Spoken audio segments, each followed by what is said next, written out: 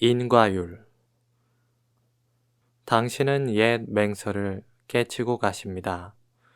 당신의 옛 맹서는 얼마나 참되었습니까? 그 맹서를 깨치고 가는 이별은 믿을 수가 없습니다. 참 맹서를 깨치고 가는 이별은 옛 맹서로 돌아올 줄을 압니다. 그것은 엄숙한 인과율입니다. 나는 당신과 떠날 때에 입맞춘 입술이 마르기 전에 당신이 돌아와서 다시 입맞추기를 기다립니다. 그러나 당신의 가시는 것은 옛 맹서를 깨치려는 고의가 아닌 줄을 나는 압니다. 비교 당신이 지금의 이별을 영원히 깨치지 않는다 하여도 당신의 최후의 접촉을 받은 나의 입술을 다른 남자의 입술에 대일 수는 없습니다. 개월향에게. 개월향이여, 그대는 아리따웁고 무서운 최후의 미소를 거두지 아니한 채로 대지의 침대에 잠들었습니다. 나는 그대의 다정을 슬퍼하고 그대의 무정을 사랑합니다.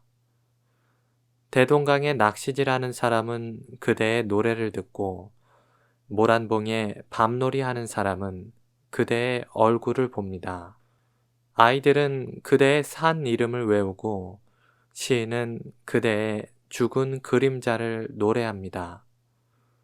사람은 반드시 다하지 못한 한을 끼치고 가게 되는 것이다. 그대는 남은 한이 있는가 없는가? 있다면 그 한은 무엇인가? 그대는 하고 싶은 말을 하지 않습니다. 그대의 붉은 한은 현란한 저녁놀이 되어서 하늘길을 가로막고 황량한 떨어지는 날을 돌이키고자 합니다. 그대의 푸른 근심은 드리고 드린 버들실이 되어서 꽃다운 무리를 뒤에 두고 운명의 길을 떠나는 저문 봄을 잡아매려 합니다. 나는 황금의 소반에 아침볕을 바치고 매화가지에 새봄을 걸어서 그대의 잠자는 곁에 가만히 놓아드리겠습니다. 자, 그러면 속하면 하룻밤, 더디면 한겨울, 사랑하는 개월향이여. 만족. 세상에 만족이 있느냐? 인생에게 만족이 있느냐? 있다면 나에게도 있으리라. 세상에 만족이 있기는 있지만은 사람의 앞에만 있다.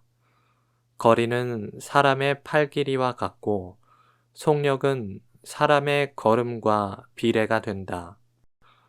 만족은 잡을래야 잡을 수도 없고 버릴래야 버릴 수도 없다. 만족을 얻고 보면 얻은 것은 불만족이요. 만족은 의연히 앞에 있다. 만족은 우자나 성자의 주관적 소유가 아니면 약자의 기대뿐이다.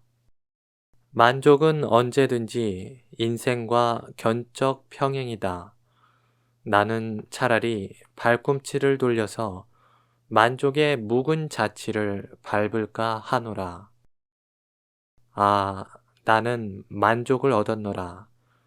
아지랑이 같은 꿈과 금실 같은 환상이 님 계신 꽃동산에 둘릴 때에 아, 나는 만족을 얻었노라. 눈물. 내가 본 사람 가운데는 눈물을 진주라고 하는 사람처럼 미친 사람은 없습니다.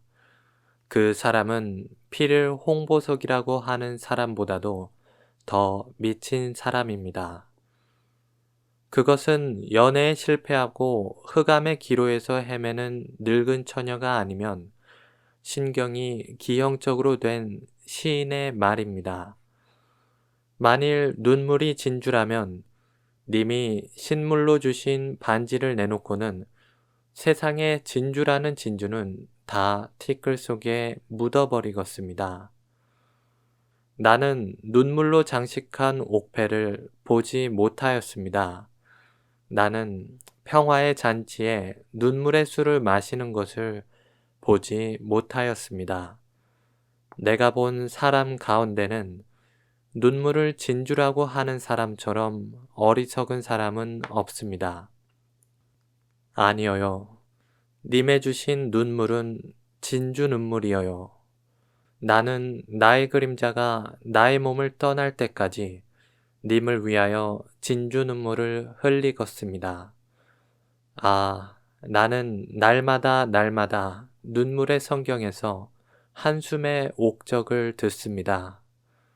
나의 눈물은 100,000줄기라도 방울방울이 창조입니다.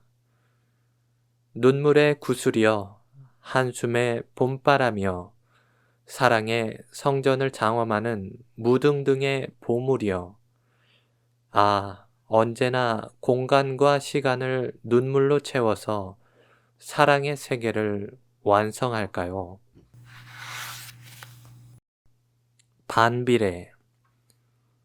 당신의 소리는 침묵인가요? 당신이 노래를 부르지 아니하는 때에 당신의 노랫가락은 역력히 들립니다 그려. 당신의 소리는 침묵이어요. 당신의 얼굴은 흑암인가요? 내가 눈을 감은 때에 당신의 얼굴은 분명히 보입니다 그려. 당신의 얼굴은 흑암이어요. 당신의 그림자는 광명인가요? 당신의 그림자는 달이 넘어간 뒤에 어두운 창에 비칩니다 그려. 당신의 그림자는 광명이어요. 어데라도. 아침에 일어나서 세수하려고 대야에 물을 떠다 놓으면 당신은 대야 안에 가는 물결이 되어서 나의 얼굴 그림자를 불쌍한 아기처럼 얼러줍니다. 근심을 잊을까 하고 꽃동산에 거닐 때에 당신은 꽃 사이를 스쳐오는 봄바람이 되어서 시름 없는 나의 마음에 꽃향기를 묻혀주고 갑니다. 당신을 기다리다 못하여 잠자리에 누웠더니 당신은 고요한 어두운 빛이 되어서 나의 잔 부끄럼을 살뜨리도 덮어줍니다. 어디라도 눈에 보이는 데마다 당신이 계시기에 눈을 감고 구름 위와 바다 밑을 찾아보았습니다.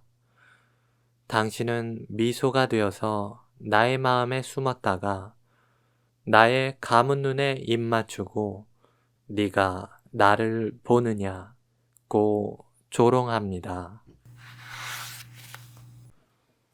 최초의 님. 맨 처음에 만난 님과 님은 누구이며 어느 때인가요? 맨 처음에 이별한 님과 님은 누구이며 어느 때인가요? 맨 처음에 만난 님과 님이 맨 처음으로 이별하였습니까? 다른 님과 님이 맨 처음으로 이별하였습니까? 나는 맨 처음에 만난 님과 님이 맨 처음으로 이별한 줄로 압니다. 만나고 이별이 없는 것은 님이 아니라 나입니다. 이별하고 만나지 않는 것은 님이 아니라 길 가는 사람입니다.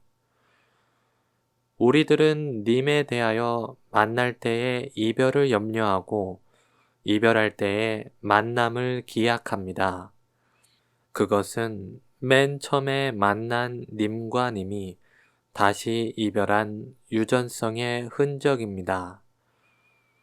그러므로 만나지 않는 것도 님이 아니요 이별이 없는 것도 님이 아닙니다. 님은 만날 때에 웃음을 주고 떠날 때에 눈물을 줍니다. 만날 때의 웃음보다 떠날 때의 눈물이 좋고 떠날 때의 눈물보다 다시 만나는 웃음이 좋습니다. 아, 님이여. 우리의 다시 만나는 웃음은 어느 때에 있습니까? 떠날 때의 님의 얼굴. 꽃은 떨어지는 향기가 아름답습니다. 해는 지는 빛이 곱습니다. 노래는 목 막힌 가락이 묘합니다. 님은 떠날 때의 얼굴이 더욱 어여쁩니다. 떠나신 뒤에 나의 환상의 눈에 비치는 님의 얼굴은 눈물이 없는 눈으로는 바라볼 수가 없을 만치 어여쁠 것입니다. 님의 떠날 때의 어여쁜 얼굴을 나의 눈에 새기겠습니다. 님의 얼굴은 나를 울리기에는 너무도 야속한 듯 하지만은 님을 사랑하기 위하여는 나의 마음을 즐겁게 할 수가 없습니다. 만일 그 어여쁜 얼굴이 영원히 나의 눈을 떠난다면 그때의 슬픔은 우는 것보다도 아프겠습니다. 두견새.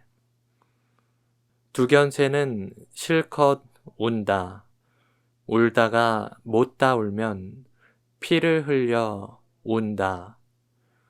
이별한 한이야 너뿐이랴마는 울래야 울지도 못하는 나는 두견새 못된 하늘 또다시 어찌하리. 야속한 두견새는 돌아갈 곳도 없는 나를 보고도 불력이 타고르의 시를 읽고 벗이여 나의 벗이여 애인의 무덤 위에 피어있는 꽃처럼 나를 울리는 벗이여 적은 새의 자취도 없는 사막의 밤에 문득 만난 님처럼 나를 기쁘게 하는 벗이여 그대는 옛 무덤을 깨치고 하늘까지 사무치는 백골의 향기입니다. 그대는 화환을 만들려고 떨어진 꽃을 줍다가 다른 가지에 걸려서 주운 꽃을 해치고 부르는 절망인 희망의 노래입니다. 벗이여, 깨어진 사랑에 우는 벗이여, 눈물이 능히 떨어진 꽃을 옛 가지에 도로 피게 할 수는 없습니다. 눈물을 떨어진 꽃에 뿌리지 말고 꽃나무 밑에 티끌에 뿌리셔요. 벗이여, 나의 벗이여. 죽음의 향기가 아무리 좋다 하여도 백골의 입술에 입 맞출 수는 없습니다. 그의 무덤을 황금의 노래로 그물치지 마셔요. 무덤 위에 피 묻은 깃대를 세우셔요. 그러나 죽은 돼지가 시인의 노래를 거쳐서 움직이는 것을 봄바람은 말합니다. 벗이여 부끄럽습니다. 나는 그대의 노래를 들을 때에 어떻게 부끄럽고 떨리는지 모르겠습니다. 그것은 내가 나이님을 떠나서 홀로 그 노래를 듣는 까닭입니다.